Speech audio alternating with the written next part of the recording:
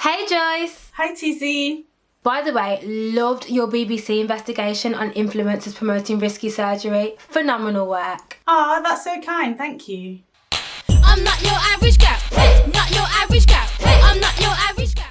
So what does your job as a business reporter and producer entail? My job as a multimedia business journalist means that I report on stories with a business angle, of course, so anything to do with entrepreneurship and emerging markets and anything in between. I also produce content for my other colleagues as well as my own stories, and I also edit them and package them up to go out on either TV, digital outlets, online or radio outlets, or sometimes all of them.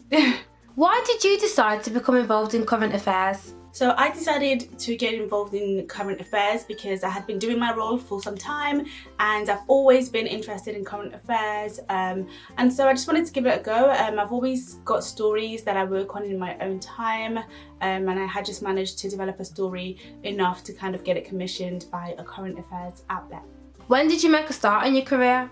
Without knowing it, I probably made a start in my teens, because of course I was always interning at different publications, and then before I joined my current role at the BBC, I had my own magazine, I had my own website, and I guess all of those skills kind of prepared me for the roles or the role that I'm doing at the moment. What top 3 skills do you need to become a business reporter and producer? Make sure you have like practical skills, so that's editing your own content, filming your own content, making sure the audio of your own content is good. You have to have like really good people skills because of course you need to be able to source your own stories or find contributors to take part in your stories. So yeah, just really good people skills which will make people want to talk to you and want to confide in you. You want to make sure that everything that you're working on is accurate, everything is precise, and in order to be able to do that you have to be like a super good researcher. Who helped you? When I first joined the BBC, I joined on an internship, and I'd say the lady who recruited me, Betty, she helped me of course because she gave me my first ever opportunity. She gave me not just a foot in the door, like she opened the door, which obviously ultimately allowed me to kind of be put onto other opportunities, so I'll always be thankful to her, and of course the wider BBC Future Voices internship. And then after that I had some amazing and still have amazing mentors within the organisation who have just been awesome. So they helped me a lot as well during my time navigating my career, hearing me out when I was frustrated, cheering me on when I worked on something that they thought was really good, really supporting me, pushing me. I also did a mentoring scheme where I mentored somebody, a really fantastic journalist. I learned so much from her, so that was someone else who helped me. And then obviously my friends and my family, especially at times where I'm just like, it's too much, I can't do this, like I don't know how much longer I can do this for, it's so hard. They've really helped me in like listening to me, not even advice necessarily, but just listening to me and just reminding me that I can do it and that to just persevere and be resilient, which isn't always easy to do. So yeah, I'd say all those people helped me. I feel like I'm getting a lot of help, but no man is an island, right? What's been one of your best career highlights or achievements so far? My first ever work trip was abroad, should I say, was to Cameroon, and that was a really big achievement for me because I was kind of in charge of like the whole deployment. I think another one of my achievements would be the interview that I did with the new First Lady of the Democratic Republic of Congo. I had chased that for a very long time and it just never happened. And then one day I got a call from a contributor that I had previously interviewed to say, the First Lady is going to be in London and, you know, we would love for you to interview her. And I was just like, what? So that was pretty awesome. And then of course my investigation with File 4, and simply because, not just because of like the impact it had necessarily, but more so because I was able to give a voice and a platform to so many young women who had had such awful things happen to them, and nobody was really hearing them out. So I think that was definitely one of, if not the biggest achievement of my career so far, and I can only hope and pray for more. What's been one of the biggest learning curves for you during your career, and what did you learn from this?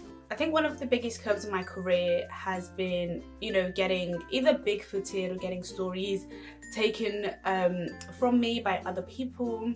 And I think in moments like that, I always kind of doubted myself. I always doubted my skills. I always thought maybe I'm not good enough, and that's why it happened. Maybe I'm just naive. That was something that I had to learn the hard way, that if you have ideas, then you should really kind of work on them in your own time, without really disclosing it to many people, maybe like one person or two people, but never to kind of scream and shout before something is complete, because you probably just end up jinxing yourself, and that's what I did on so many different occasions.